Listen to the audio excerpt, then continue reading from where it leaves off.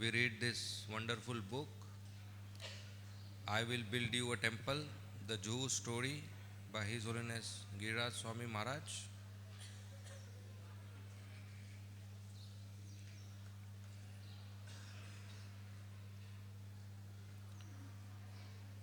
Om Gyan Timirandasya Gyananjana Shalakaya Chakshu Unmilitam Yena Tasmai Shri Gurave Nama Nama Om Vishnu Padaya Krishna Prishtaya Bhutale Srimate Bhakti Vedanta Swami Iti Namine Namaste Saraswati Deve Gauravani Pracharine Nirvishesha Shunyavadi Paschatya Deshatarine जय श्री कृष्णा चैतन्य प्रभु नित्यानंद श्री अद्वैत गदाधर श्रीवासादि गौर भक्त वृंद हरे Krishna Krishna Krishna Hare Hare Hare Ram Ram Ram Hare Hare.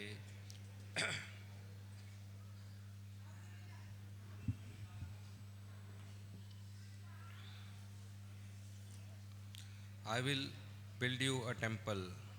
The Jew story. Chapter title Arriving on the Scene, a Good Fight, October 1970 to October 1973. So we will read from where we stopped last time. For those who are new, this book is written by His Holiness Giriraj Swami Maharaj, who is dear disciple of Srila Prabhupada, senior sannyasi, and also been temple president for ISKCON Juhu for many years since beginning. And the whole episode of this temple during and after construction, he knows and he has researched and compiled this. Srila Prabhupada, when this temple land was in ISKCON's name finally, Srila Prabhupada said, it was a good fight, somebody should write a book on this. So this is a book. During this time at Sea Face Park, Prabhupada often brought up his disciples' blunder in cancelling the Jew agreement. He held Tamal Krishna, his GBC representative for India, especially responsible, and Tamal Krishna underwent continual humiliation. Often when Prabhupada received a life member or other friend, sympathizer or supporter, he would show them the agreement, explain what had happened, point to Tamal Krishna and say, "This is the foolish boy who cancelled the agreement. He is so foolish, so inexperienced. This is what he did." And he would make Tamal Krishna sit there and hear the chastisement again and again. So due to lots of unpleasant experiences, at one time devotees had cancelled the agreement to purchase this land without asking Srila Prabhupada, thinking this was best. And Srila Prabhupada was extremely upset. We can imagine if this land was not there, this temple was not there, how many people would be bereft of practicing devotional service. It was a huge blunder on our part, Tamal Krishna later acknowledged. There were many more such blunders, but Prabhupada's wonderful quality through them all was that he never gave up on us. No matter how many mistakes a devotee might make, Prabhupada would see if that person wanted to continue to serve Krishna, and he would stand by that devotee. Prabhupada knew that there would be mistakes, and he would chastise you like anything, but he never gave you the sense that he didn't love you. Despite all of the grand mistakes that were made, I never got the sense that Prabhupada loved me less because of them. I always felt encouraged, not discouraged, despite our many mistakes. In the instance of the contract cancellation, Prabhupada did not reject me. He gave Giriraj and me the opportunity to go through a hellish year and a half of regularly going to Bombay, sitting in lawyers' chambers, trying to rectify the situation. So Tamal Krishna Maharaj is expressing that even though Srila Prabhupada chastised them due to the mistakes, but they never felt that he is not loving them. It's easy to chastise, especially from a senior position towards a junior person. When expectations don't get fulfilled, one becomes angry and gives chastisement. But if that chastisement discourages the devotee, breaks the devotee, then that is not good. Like a mother and father chastise the children, but they still love. And because of that love, that child continues to cry on the lap of the same mother who chastised. Mother chastised, child is crying where? On the lap of the mother. The source of chastisement. Because there is love. Tamal Krishna did whatever he could to make up for his mistake. And for months, he spent up to 8 hours a day in lawyers' offices. As he later described his and my activities. On Dalal Street, Bombay, the sight of a Western sannyasi with danda in hand, accompanied by a bespectacled young man carrying a heavy briefcase, became a common sight to the solicitors and their clients who normally frequented the street. Giriraj and I, as Prabhupada's representatives, pleaded the case of Radha Rasbihari, making continuous rounds from the lawyers' offices to court in a transcendental drama that lasted for over a year. Actually, our position seemed hopeless, but we kept trying different strategies. Every day, all day, I would go out into the city and meet with people. When approaching prospective contributors, if someone didn't want to become a life member, I would ask him to take an advertisement in a publication. If he didn't want to take an ad, I would ask him to buy a set of books. If he didn't buy a set of books, I would ask him to give a donation, or at least buy one book, or at least give something to help. And in the evening, I would go report to Prabhupada about my preaching.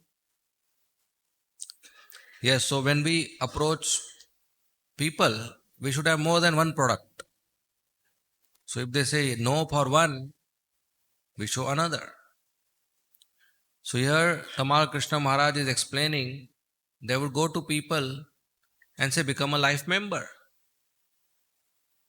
If they say no, they would not give up and come back. They would say, okay, place an ad about your company in our publication.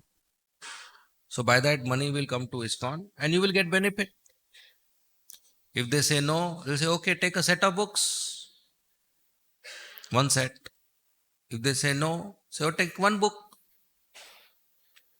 Or give something, 1 rupee, 11 rupees. Something you give to Krishna.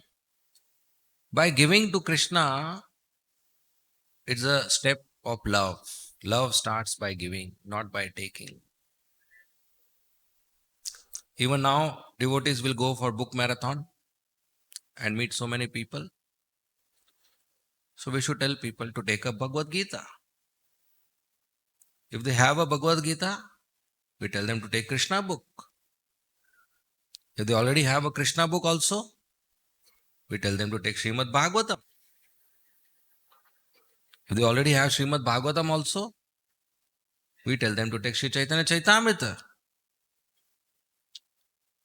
And if they already have Sri Chaitanya Chaitamrita also, then generally I tell them, come and stand this side of the table. You are a devotee, distribute books. So either a book goes or you gain a book distributor who will give out hundreds of books. So always positive. At the end of one day, I felt particularly discouraged. I had gone to many people, but most of them had refused to meet me. And the one or two I had met were not interested in helping. Not one person had contributed in any way. When I explained this to Prabhupada, he said, don't be discouraged. If you sincerely try your best to please Krishna, Krishna will be satisfied even if others are not. So one very important lesson here is we should not be attached to the results. If we try to serve Krishna, whether the result comes or not, Krishna is pleased because we tried. And when Krishna is pleased, then result comes. Result is not because of my hard work or because of my communication skills or because of my idea or because of my strategy or because of my tact. No, result is by Krishna's blessings. And Krishna blesses us when he is pleased by our sincerity. So we should not think, ye mere karan hua. This happened because of me. No, this happened in spite of me. It's by Krishna's mercy the result is coming. Today we chanted 16 rounds of Hare Krishna Mahamantra in the morning.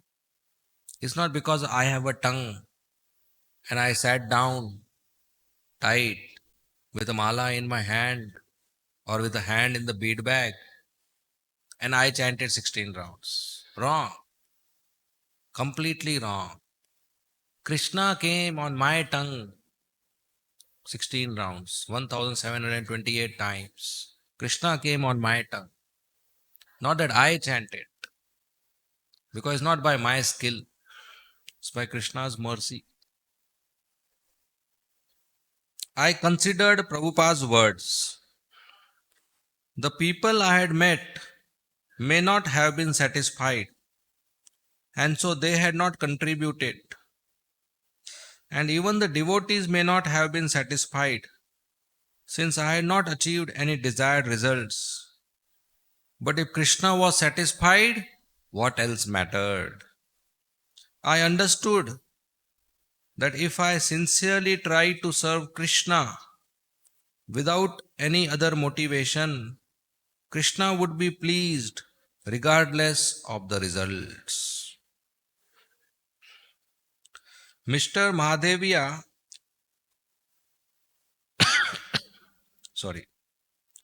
ran a cloth business, including some Mafatlal retail stores.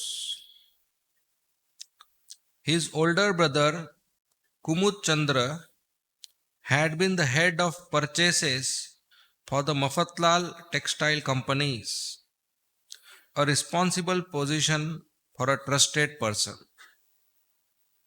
Arvind Mafatlal was the head of both the family and the group, which was the third wealthiest in India.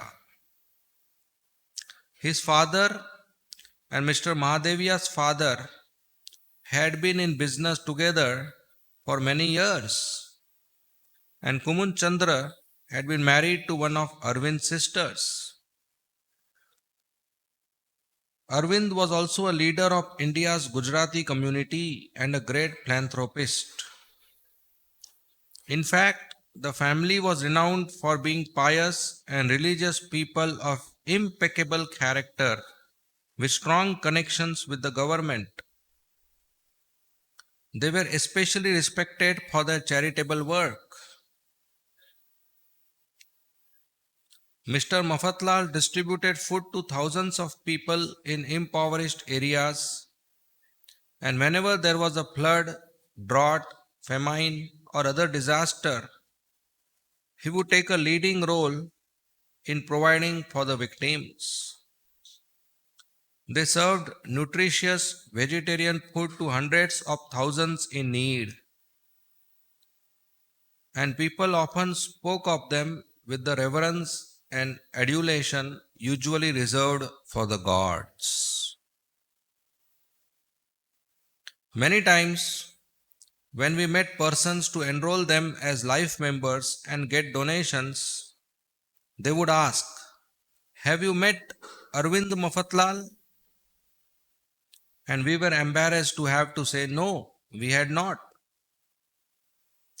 Finally, after I had tried for many months to get an appointment, Mr. Mahadevia arranged one. So here Maharaj is describing how Mr. Mafatlal came in contact with ISKCON. It was with both eagerness and trepidation that I entered Mr. Mafatlal's office building, Mafatlal House, at Back Bay Reclamation, rode up the lift and entered his office. After Mr.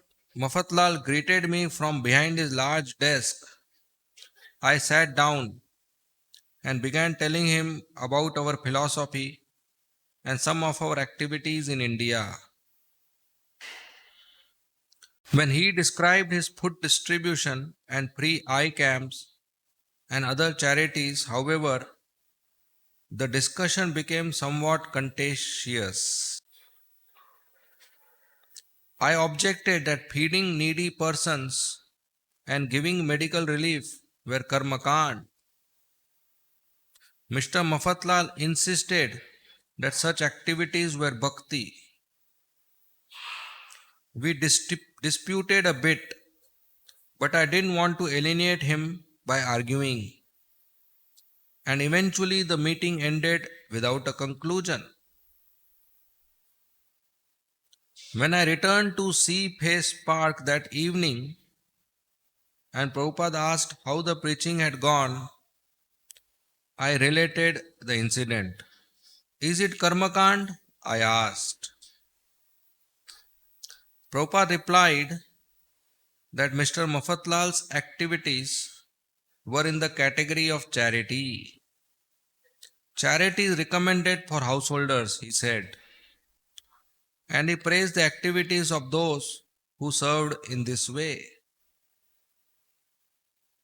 I could see from the way Prabhupada was answering that he wanted me to appreciate Mr. Mafatlal's philanthropic activities, but then after telling me how good they were, he acknowledged that they did actually fall in the category of karmakand.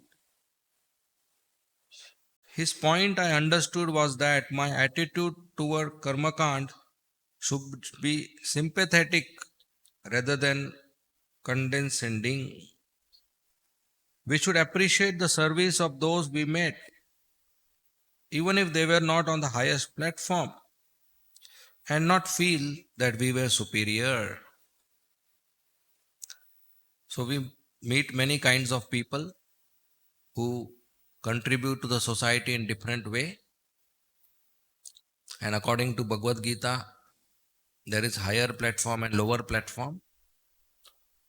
But when we meet them, we should not have an attitude of hate or rudeness that they are not on higher platform. We should be sympathetic and cooperate and help encourage them to rise on the higher platform. Another time, while collecting ads for a Pandal program souvenir book, I met a shipping magnate, Mr. Kotak, at his residence. I had hardly begun to describe our activities when Mr. Kotak interrupted and asked, "What can I do for you?" Actually, I said, "We have come to do something for you." "What can you do for me?" he countered. "Engage you in the service of the Lord." But Mr. Kotak objected. "How is my serving Krishna going to help me?" he questioned. "It is going to help you." I tried to point out the mistake in his thinking, but he was just too stubborn, and finally I gave up. "Anyway," I said, "we are having a big festival at Cross Maidan, and we were hoping you would place an advertisement in our special issue." To my surprise, Mr. Kotak immediately agreed. "Oh," he said, "if you want some money for your festival, we can take an advertisement." But he held to his point. "This is not for my benefit," he insisted. "You are not doing anything for me. I am doing it for you." So sometimes those who give charity, they come from a very different platform. That you need me, I am helping you. You are not doing anything for me. But we should know, even if such people give Lakshmi to Krishna, it is for their benefit. They get Ashirwad, they get blessings. When I related the incident to Srila Prabhupada, he replied that preaching required humility. A preacher should always be humble, he said. The gentleman knows that by serving Krishna he will gain. Otherwise, he would not give his hard earned money. Businessmen always calculate their profit and loss. If he did not think he would gain by giving to Krishna, he would not give. Only artificially he was posing that he was not getting any benefit, that he was simply doing it for us. Preaching means that people should conclude that by giving to Krishna they will gain, and voluntarily they should give. That is preaching. But a preacher should always be humble. So when we preach, we may come across people who may take a superior position to us. And a preacher should not think that I am going to give him knowledge or an opportunity to engage, so I am superior. When Chaitanya Mahaprabhu preached to Sarvabhauma Bhattacharya, who was the greatest Mayavadi at that time, Chaitanya Mahaprabhu sat humbly on his feet, and Sarvabhauma Bhattacharya sat on a higher asan. And for 27 days, Sarvabhauma Bhattacharya taught Chaitanya Mahaprabhu Sharirik Bhashya, Mayavad philosophy. And Chaitanya Mahaprabhu heard it. And very humbly, he preached to Sarvabhauma Bhattacharya and made him Vaishnav. Even in the assembly of Mayavadi sannyasis headed by Prakashanand Saraswati in Varanasi, Chaitanya sat humbly on the same place where he washed his feet. And they were sitting on a higher asan. And by his humility, he attracted them and preached to them.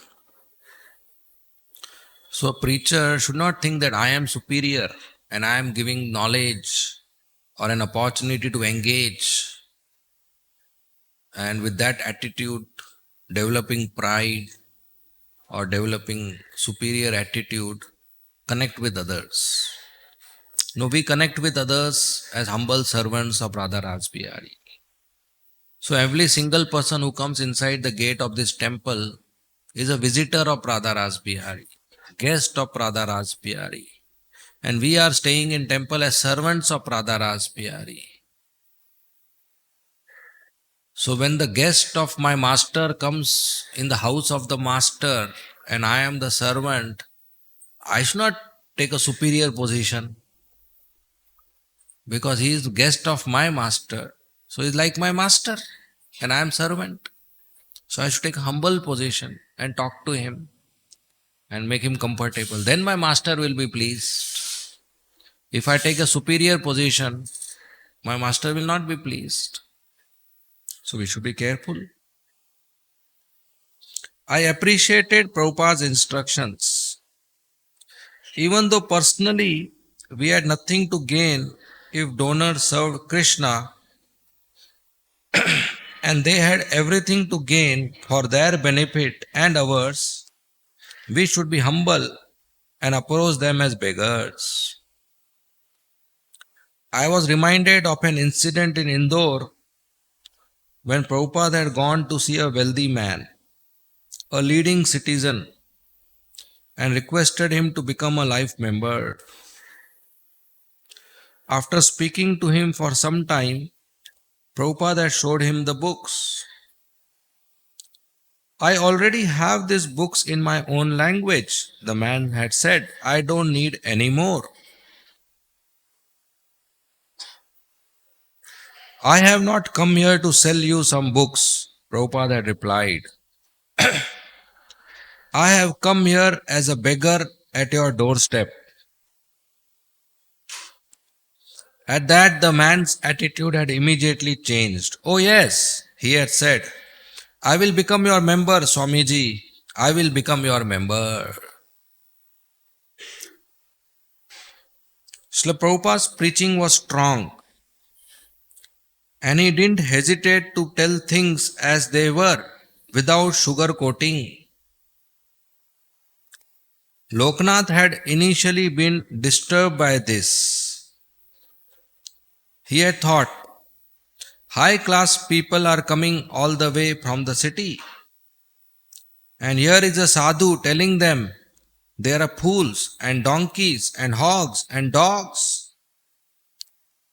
Can't Prabhupada use more choice terms? So sometimes new people, they think that a sadhu should not be so strong in his language. मीठा बोलना चाहिए, मधुर भाषी. He should speak sweet. Well, in the context, yes, but for a sadhu, it is more important to speak truth than to speak sweet. Genuine people who come to hear a sadhu, they come to hear truth. They don't come to hear sweet.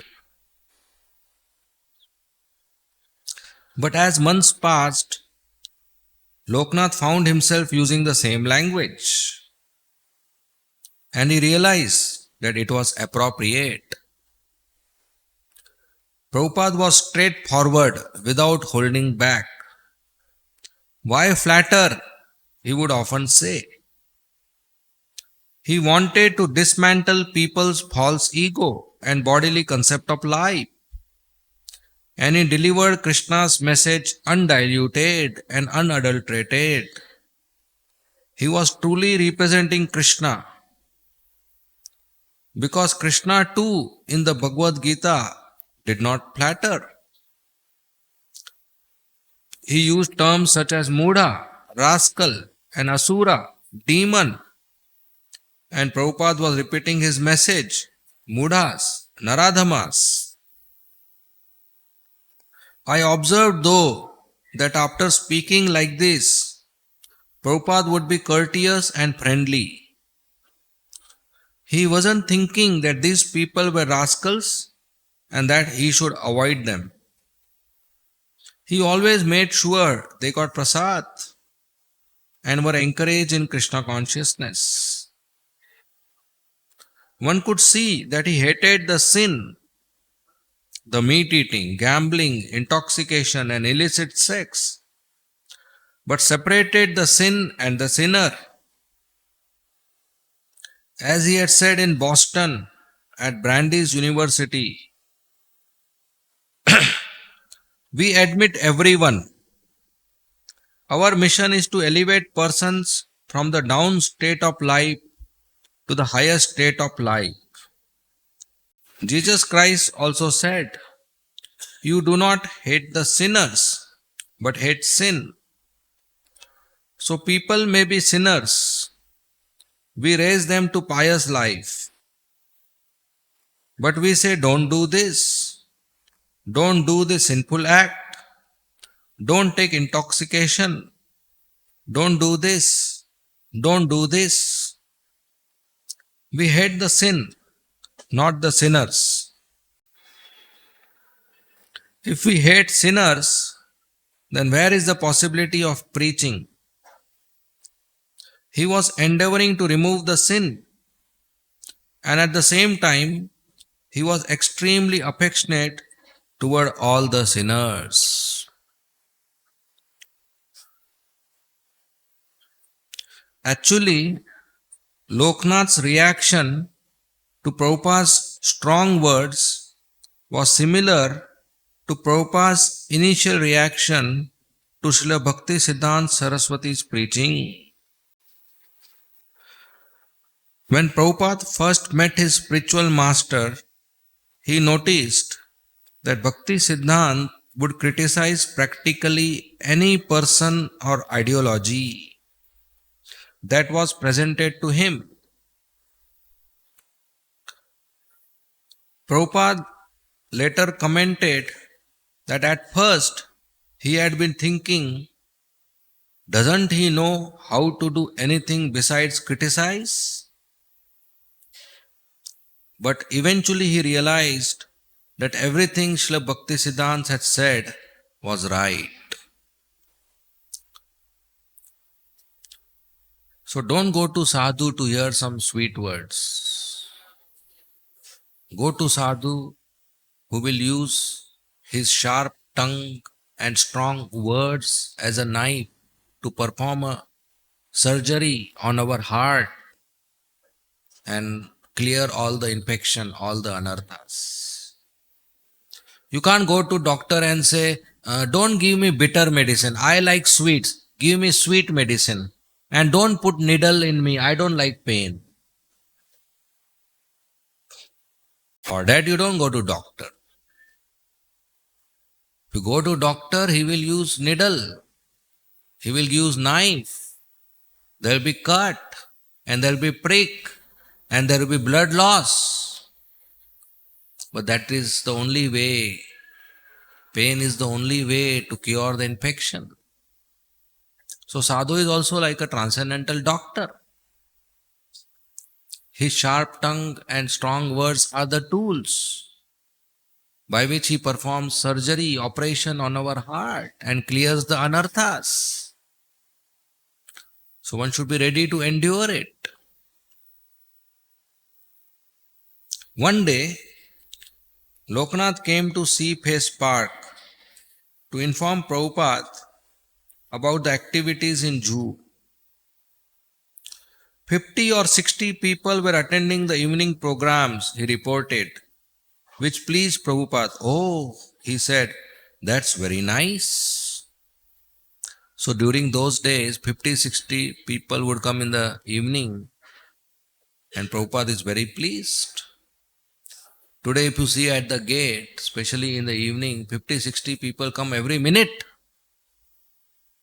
So many people are coming, thousands of people are coming to take darshan of Sri Sri Radha Raj Bihari and take books and attend Aarti and Kirtan.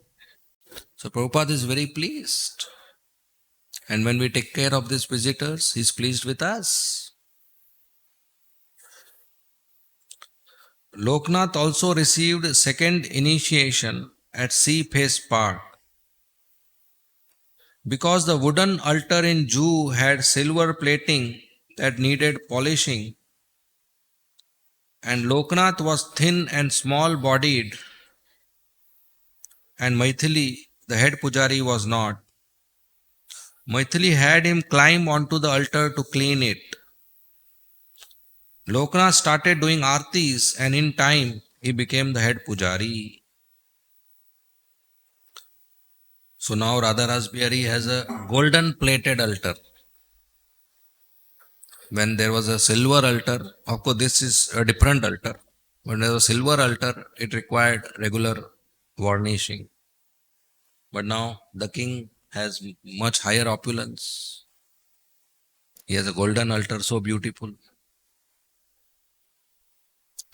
Even with spending much of the day in discussions about legal matters and maneuvers regarding the Juhu land, Prabhupada gave 2 lectures daily, including speaking in the evening at Kumud Chandra Mahadeviya's flat from December 26 to January 11 on the nectar of devotion.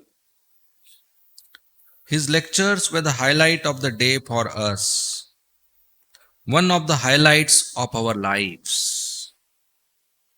All day long, we would be looking forward to the evening, to being with Prabhupada and hearing him speak. Most of us had never heard him discourse on the nectar of devotion, which was meant specially for devotees. Generally, he spoke on the Bhagavad Gita because the knowledge of the Gita, beginning with I am not this body, was meant particularly for new people.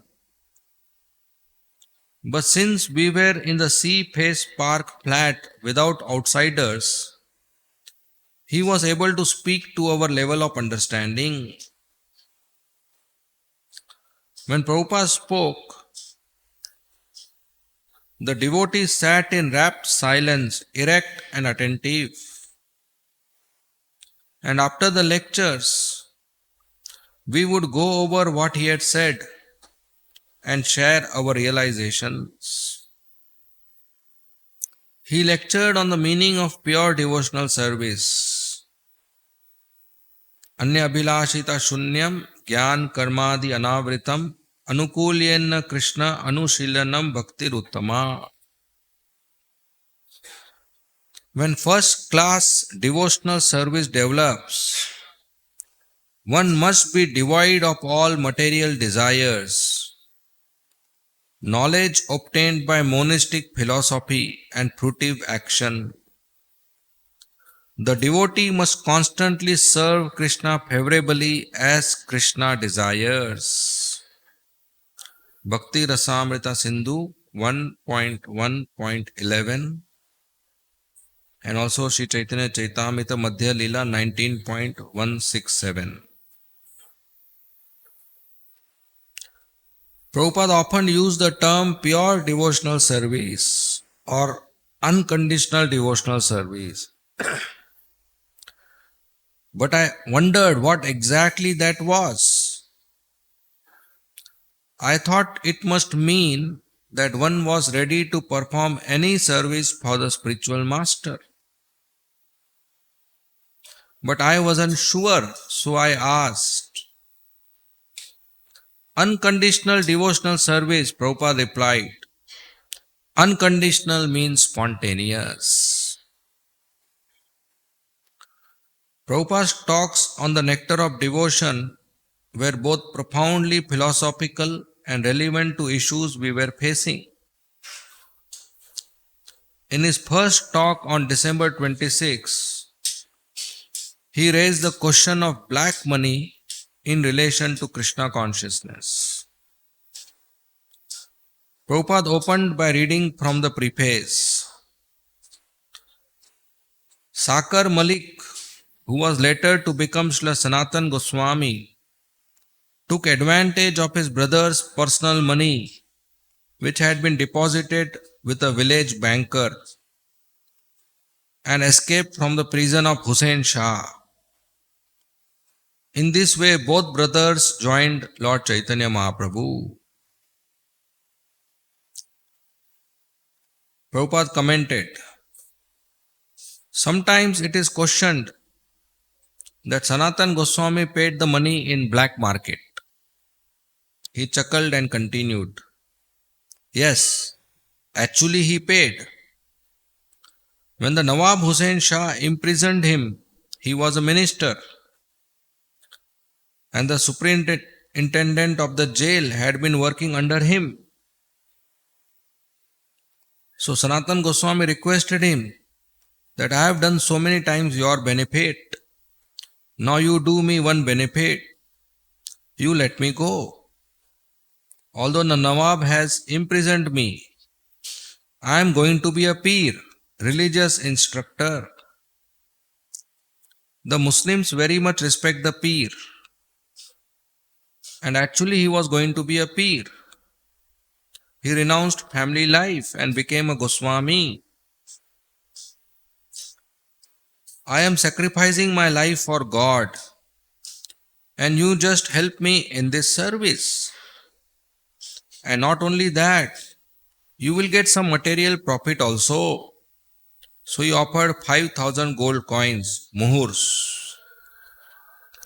So this is about Sanatan Goswami, who wanted to join Chaitanya Mahaprabhu, but as a prime minister, his king Nawab Hussain Shah didn't allow him and put him in jail. So Sanatan Goswami escaped the jail by bribing the jailer.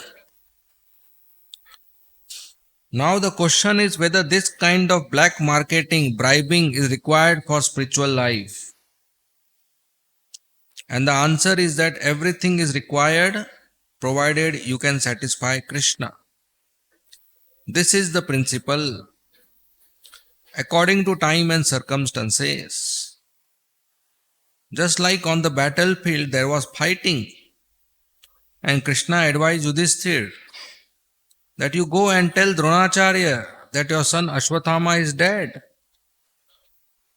Krishna is advising him to speak a lie. And Yudhishthir hesitated. How can I speak a lie? I never spoke lie in my life. When there is fighting, they adopt all means. The aim is how to own victory.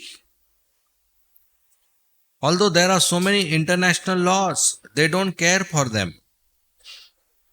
The point is that as people act by hook and crook everything for satisfying the senses, gaining some material profit, any means, if need be, can be accepted for Krishna's service.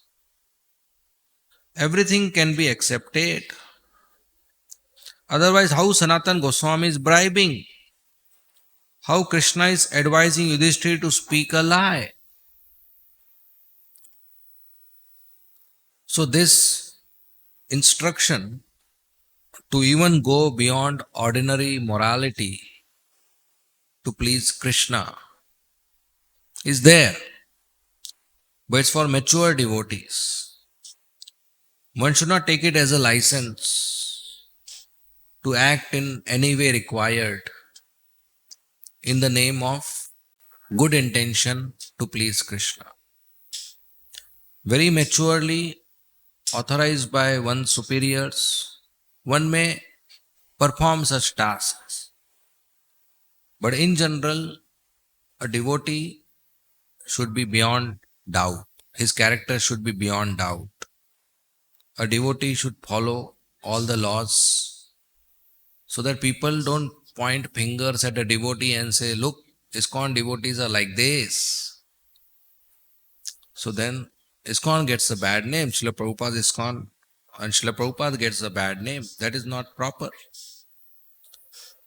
So devotees should not try to manipulate people or manipulate money or manipulate resources or manipulate laws to do a shortcut, a lazy thing. We should follow everything properly.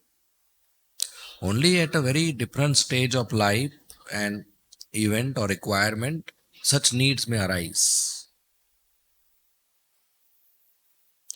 There is a verse, Man nimitte kritam papam punya eva kalpate. Sometimes it appears that this is a sinful act, but if it is done for Krishna. He was quoting part of a verse from the Padma Puran, which also appears in the Hari Bhakti Vilas 1.110. Man nimittam kritam papam api dharmaya kalpate mam anadratya dharmo api papam syan mat prabhavata. For my sake, even committing sin is understood to be dharma. Neglecting me, even an act of religiosity, turns into sin due to my influence. So basically, there is dharma and there is constitutional activities which are serving Krishna and conditional activities which are maintaining the body or fulfilling material desires. So when a devotee in a conditional platform is performing constitutional activities, sometimes they may be in sync and sometimes they may not be in sync. So when they are not in sync, one has to go beyond morality to fulfill constitutional duties. So if somebody performs a sinful activity for Krishna, it is still called dharma. And somebody neglects a service thinking it is sinful, then it's not called dharma. But as I said, that should be handled by a very mature devotee.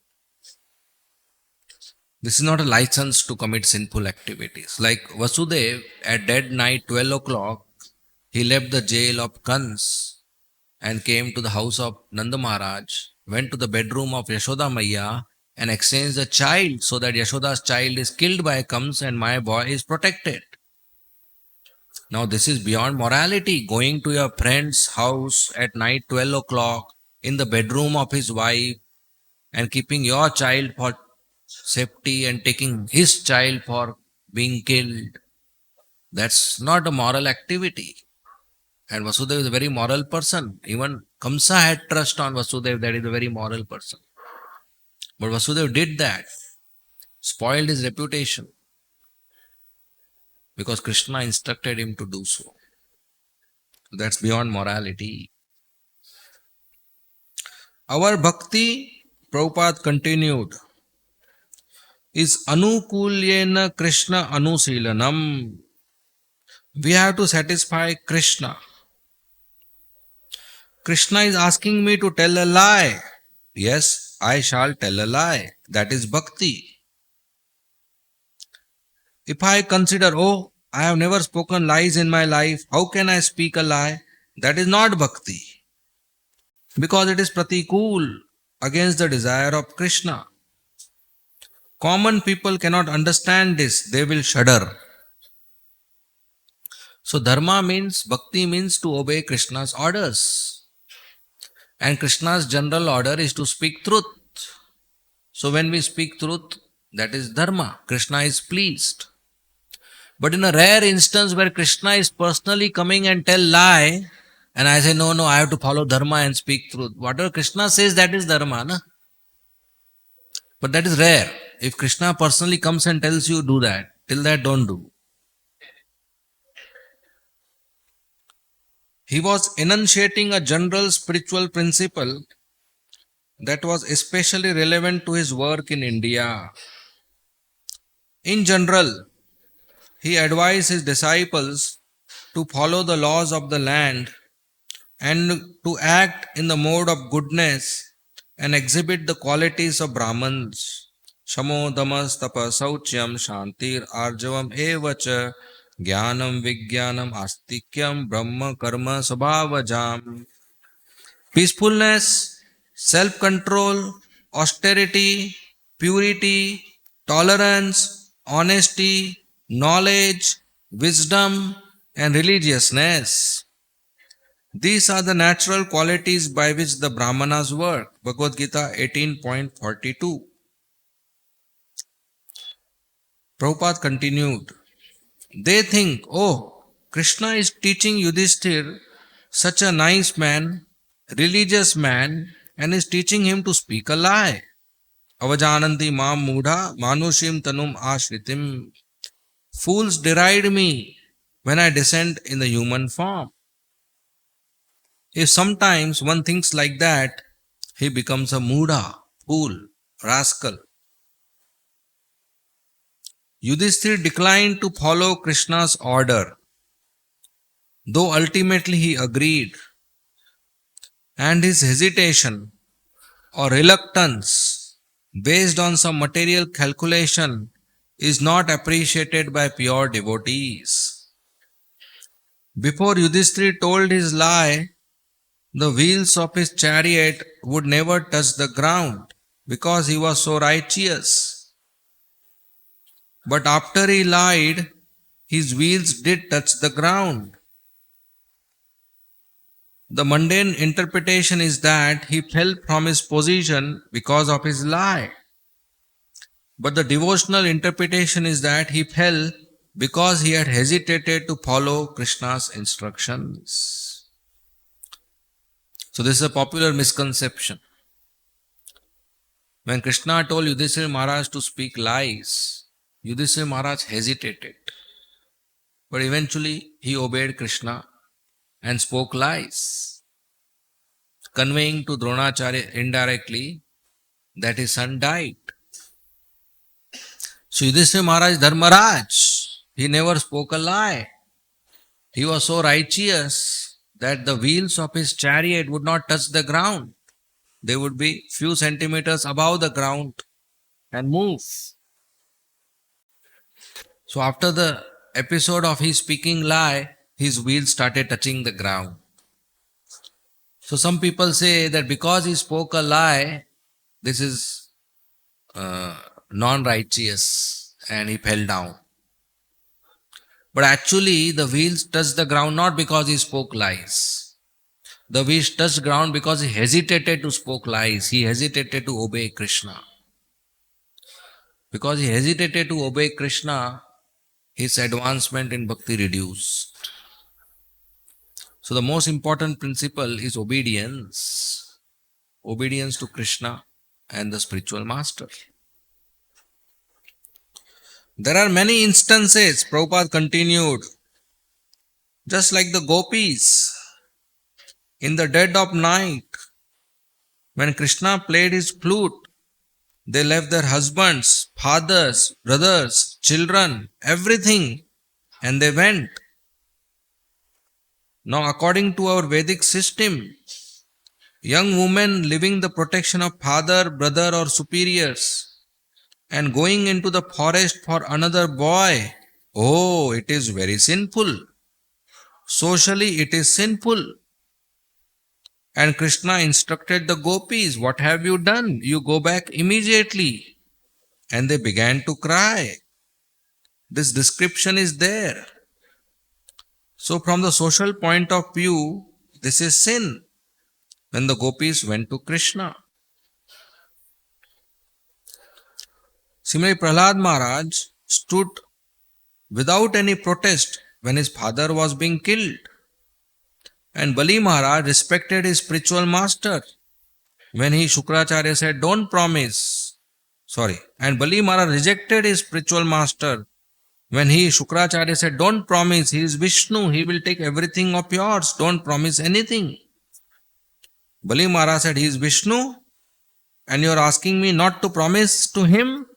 Oh, I don't want such spiritual master. I reject you. To reject one's spiritual master is a great sin. So the gopis, the young girls of Vrindavan, at dead night they went to meet Krishna, even though there was objection and restriction from their husbands and fathers and brothers and in-laws and parents and villagers. So socially it's considered sinful activity for a young girl or a married girl to go and meet another boy at night, even today.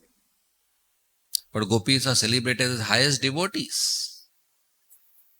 Because that's bhakti, they please Krishna. Prahlad Maharaj, in front of him his father is being killed and he didn't try to help his father. He was standing as an audience and clapping. Socially it will be considered wrong that you are allowing somebody to kill your father. But he is a great Mahajan. Bali Maharaj rejected his spiritual master, which is again another sin. But when Shukracharya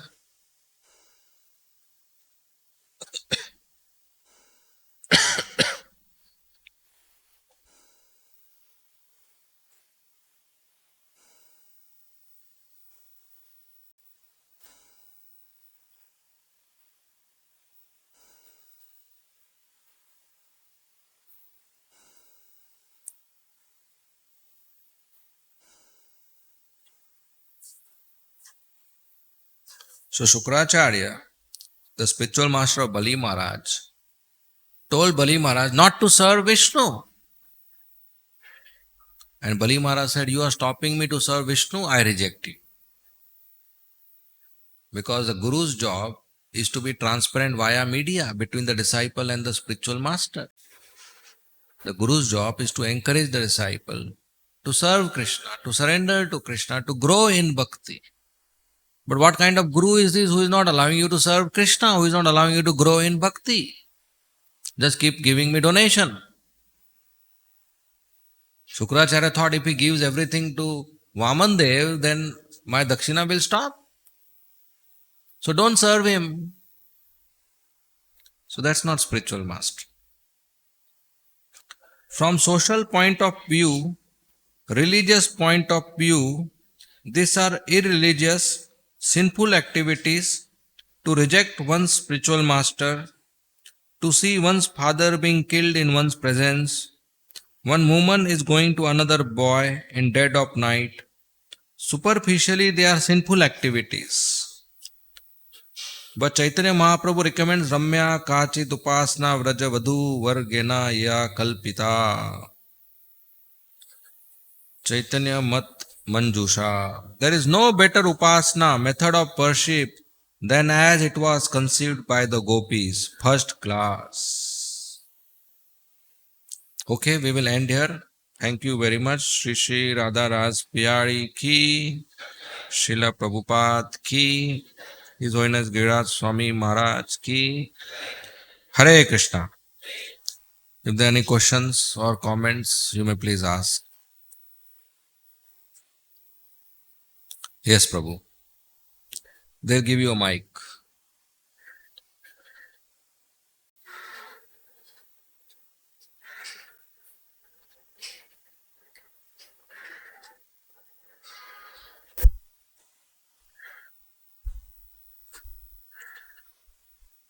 हरे कृष्णा प्रभु।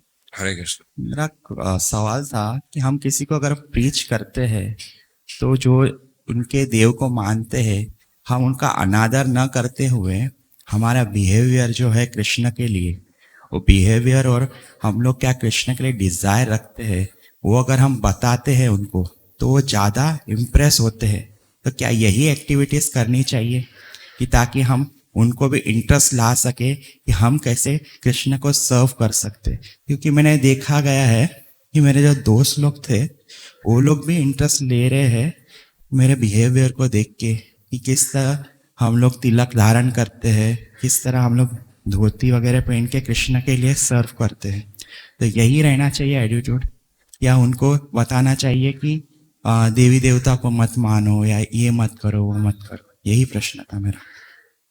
हाँ, तो जब हम प्रचार करते हैं ऐसे व्यक्ति को जो किसी देवी देवताओं की पूजा या श्रद्धा रखते हैं, तो ये सही है। पहले हमें एक अच्छा रोल मॉडल बनना चाहिए, उनके सामने एक बहुत अच्छा भक्ति करना चाहिए। सर उनके सामने नहीं, वो नहीं है तो भी करना चाहिए, बहुत अच्छा करना चाहिए। और वो हमको देखकर जुड़ जाते हैं कि हम भी ऐसा करें। और अगर वो सुनते हैं हमारा तो हमें उनको बताना चाहिए कि कृष्ण की सेवा करेंगे तो देवी देवताओं की अपने आप हो जाएगी, अलग से करने की जरूरत नहीं है। बस आप कृष्ण की भक्ति करो, उसको बंद कर दो। और वो सुनते हैं हमारा तो अच्छी बात है, फिर वो बंद करके करेंगे।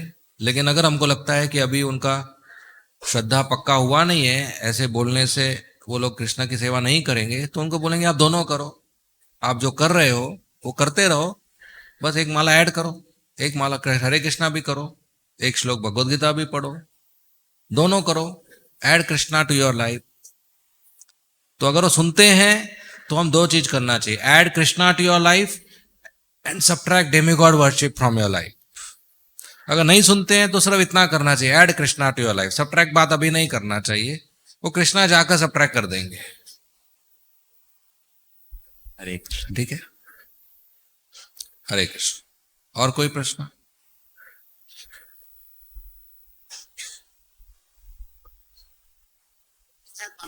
हाँ, आ रहा है ना आपके पास? हरे कृष्ण। हरे कृष्ण। युद्ध में जब तक द्रोणाचार्य के हाथ में धनुष्य बाण है, कोई भी उसे पराजित नहीं कर सकता। तब कृष्ण ने भीम को बताया, एक हाथी है जिसका नाम है अश्वत्थामा, उसको मार दो।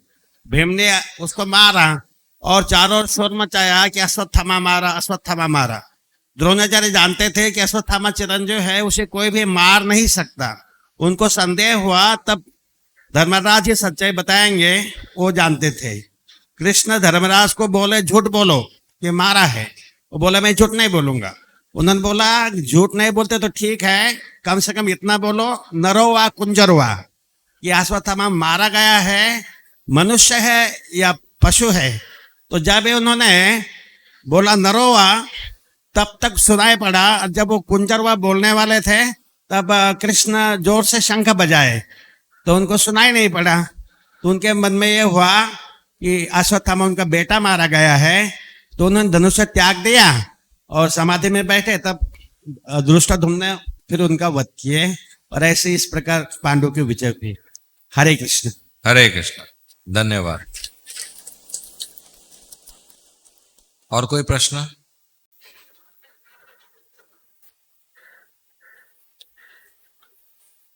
ठीक है, हरे कृष्णा। श्रील प्रभुपाद की